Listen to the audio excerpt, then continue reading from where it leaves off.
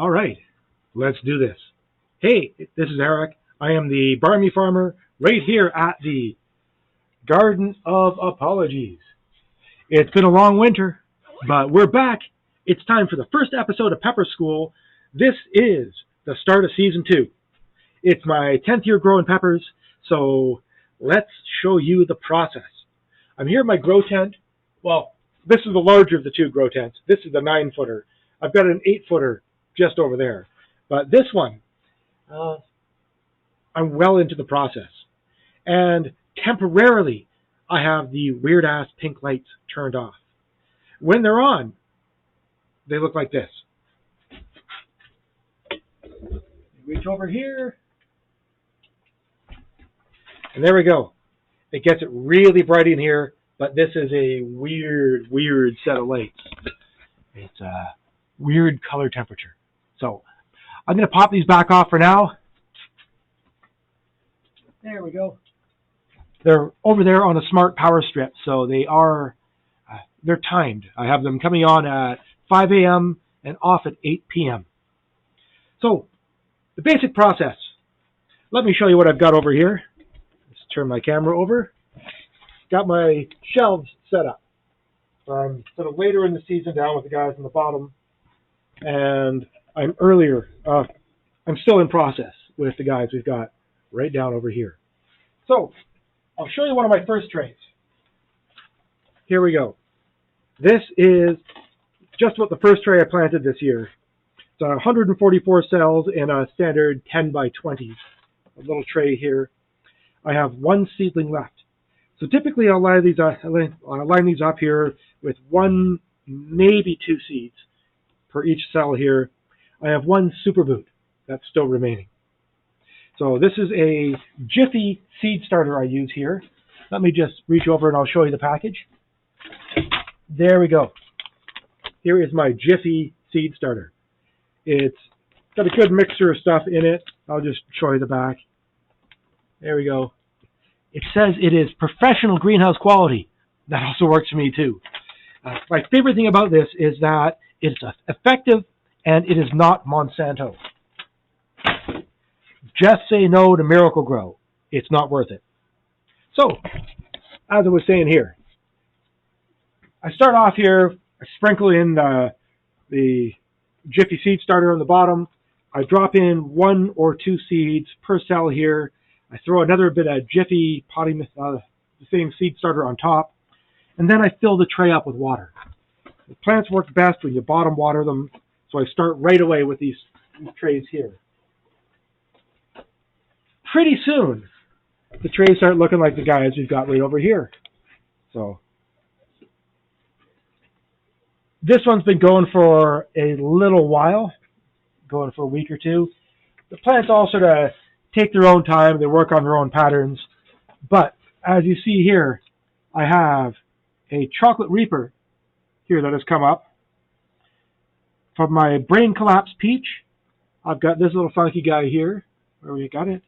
Another little planty loop here. From chocolate bootless, I've got another couple coming up. And I'm not sure about this little yellow reaper over there, whether it's going to make it or not. But hey, that's another issue. So this is a tray that's well into process now. Things are rolling well, and as you see, I have it on a heat mat. Beside the heat mat, or underneath the heat mat, I have my greenhouse heater. So a little Vivo Sun guy here that lives in the greenhouse when it's a little warmer outside and it's more into spring. It gets into the greenhouse. Right now, it's working just fine here in the grow tent, keeping stuff nice and warm. And I see by my little thermometer over there on the wall, we're at 21 degrees. So just ambient temperature in here is 21 degrees. With the heat mat underneath, that brings me some good germination. Let's see, what else do I have in here? Yep. This tray is looking almost finished, so I'll just leave it aside. But I'll show you what I've got back over here. The plants, the seedlings, as they're germinating, they like the really humid environment. So lots of moisture, lots of warmth. Once the seed has come up, it likes things a little different. So as they're coming up, I will pop them out of the cells we have there, and then they get transplanted into a tray like this. So basically the same thing as I have under the germination dome, but it's in a different condition. So it's out here, it's on the shelf. I have one of my LED lights down here that keeps it going. And that's sort of what they look like. Let me break out the newest of the trays I have. So I'll just balance this back up here. If I set these down gently, the plastic domes will hold the weight of one tray. So as I balance this up nicely, as I take the domes off, I always try to shake the condensation back in. Saves me having to water. But this is my favorite tray I've planted so far this year. These are the Garden of Apologies exclusive peppers. Stuff that I have either cross-pollinated or I have discovered a cross-pollination on, and I have been growing out.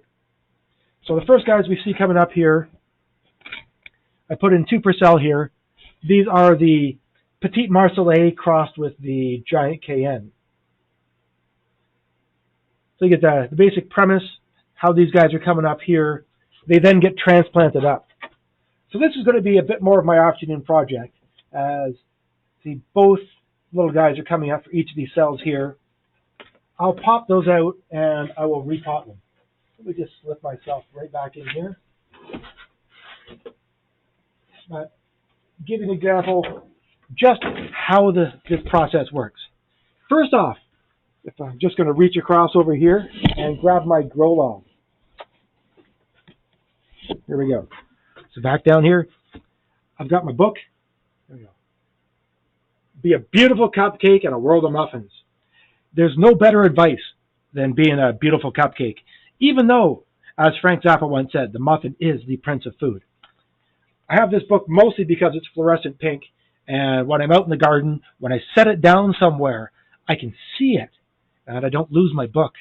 But here we go. It's been my grow log the last couple of years, and this is what it ends up looking like. As I plant stuff in, I have made notes on my 18 by 8 grid and notes on what is in each of the cells. This is one of the more complicated ones. A simpler one here. There we go. Some of my staple super hots. To set them up. These ones, if it's just one variety, one seed per cell, I don't need a lot of notes. If I'm squeezing in multiple varieties, and you see some of these cells up here have 2 or 3 seeds in them.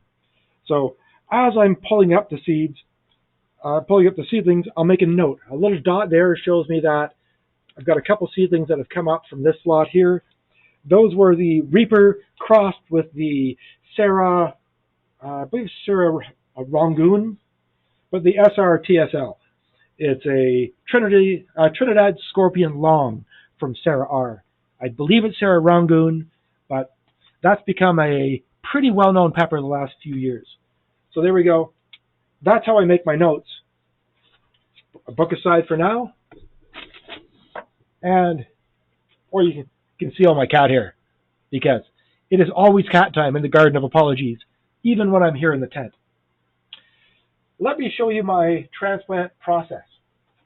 And here's a good option here. This is a tray that is nearing finished. Looks like I've got one more little Bueno Mulata that's come up here. I've got, there we go. Let's get up here. So one more little Bueno Mulata, one more Black Hungarian. Oh, and another Bueno Mulata. So for transplanting these is easy peasy. So what I have is a plant tag. I got at some garden center a few years ago, but it's fairly sturdy. It's almost like a letter opener style. What I do with this, let me fetch my seedling tray. There we go. So this is the one I've been working on most recently. So I've got my Black Hungarians and my Bueno Mulatas. So I'll do the Black Hungarian because it seems set up just good to go. Balance myself back up here. There we go. And so, I pull you in here so you get a bit of a better view. I take my cell. So I've got one here. I'll put a bit of water on them just to make sure they transplant out nicely and easily. And again, it's always best to bottom water if you can, but in this case, I'm just kind of splashing a bit of water onto it so I can pull out the cell without too much damage. So, what I do is on this tray here, see I've got one cell I have dug out already.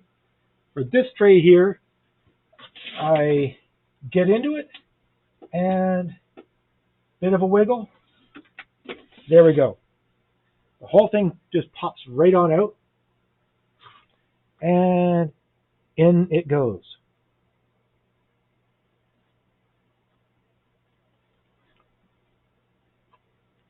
It's just that easy. There we go. That is a Black Hungarian, now in its new home, ready to go. For a bit of other excitement, you see, sometimes we get the helmet heads. I'll show you this guy right here. So this here is a helmet head. You see that? I've got a seed that's come up. Oops, sorry, get me back on camera here. A seed has come up nicely, but it's still stuck in the seed. So the two little leaves, the cotyledons, I believe they're called, they haven't yet popped out. So they're still stuck in there. All is not lost. When it's seedling time, I grow a thumbnail and a fingernail. And this is what I do.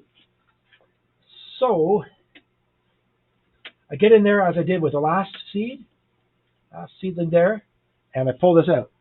So there we go. This is now wiggled out, but as you see, I've got a helmet head here and no leaves. It's hard to get this in focus when it's up this close. There we go. You can see my little helmet head. The challenge now is to be as careful as possible. So I found I've got the best success when I wiggle that out. There we go. And I've got my little seedling here, and I just scrape at the bottom of the seed very gently. So I've got a thumbnail that'll hold it, and a fingernail that will help crack the seed case. There are other ways to do this. Some growers have success with a coffee filter. Some do like a chamomile or black tea rinse. This is the method that has worked best for me. So there we go. Very carefully, and give it a little bit of a wiggle, and there we go. Enough of the seedling head is out. There. I've got the seed off. Seedling head is out. It's been in there for a couple of days, so I don't know if you can see that just at the end of it here. Let's try to get the angle on you there. There's a little bit of browning that we picked up. A little bit of browning around the end of the leaves. And that's the risk you run. If the helmet head sits there too long, you get some browning and the seed just withers out. If you can get it out fast enough, you've got a viable seedling like this. And although I'm done my row of the Black Hungarians there, I'll start another one just over here. Keep things separated out a bit. So, out at the back of the tray, my seedling here, very carefully, with the roots down, and the potting mix goes right back on top of it there, so the seed starter. And as things are growing, I upgrade to, there we go. That's my ProMix down there. The ProMix BX, it's got the mycorrhizae in it. So that's a It's a mushroom-style fungus that does some good stuff to activate the roots and what's the word I'm looking for here? It helps release the nutrients in the soil. So this is it's a very static medium right now because I don't have much nutrient in it. But when the nutrient does come, the mycorrhizae does help that come out. So there we go. That's how I transplant a single seedling here and the ones that come up with the helmet heads up there at the back. And the helmet heads end up looking a little bit funny. Not all of them make it, but I find the vast majority of them do. You see down here, this seedling here, see it's got a little bit of brownness, a little bit of withering at the top. That was a helmet head that didn't make it out so well. Conversely, beside it, this is a helmet head where it lost one leaf when the helmet head came off, but the other leaf has grown rather robustly and is looking great. So there we go. Put that back up there. That's how I start the seeds. It's not too hard. It's pretty straightforward. The exciting part then is once they've started to grow, and this is a good tray I can pull out for you here. It's got some goat peppers, one of my favorites, the Bahamian goat. I'll get you up on camera again here. Awesome. So the Bahamian goats over here, my goat brains, some more goat brains, some yellow goat brains, Bahamian beast, some Kang Star, the lemon starburst. I'm finally growing those, and some Puerto Rican yellows. So these plants they're small, but they're growing well within the confines of this 144 tray. Pretty soon, okay, I'd say another week or so, these will be robust enough that they'll get transplanted up. And from here, their next stage is, let me grab my tray for you here.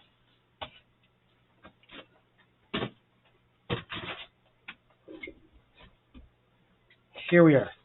So my next step up is a 32 cell. So this still sits in the same 10 by 20 tray that we've been looking at previously. This is now a 4 by 8 grid of roughly 3-inch square.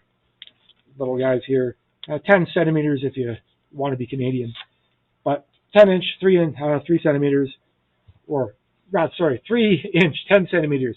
Let's get that conversion going right here.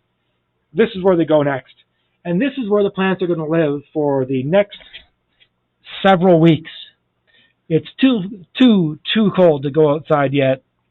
It's still towards the end of February, so hang tight with me. I'll be back within another week or two when the plants have progressed and I've got more of them in this tray here and less in the germination domes. I'm going to be back on here and I'll talk to you about how I transplant and how we go from there. So, I'll tray back down here so I can wave at you. This is Eric. This is the Garden of Apologies. This is the Grow Tent of Apologies. Grow Tent number 1. And I'll be back soon to talk to you more about how we're growing peppers. Thank you very much for watching, and I will talk to you again soon.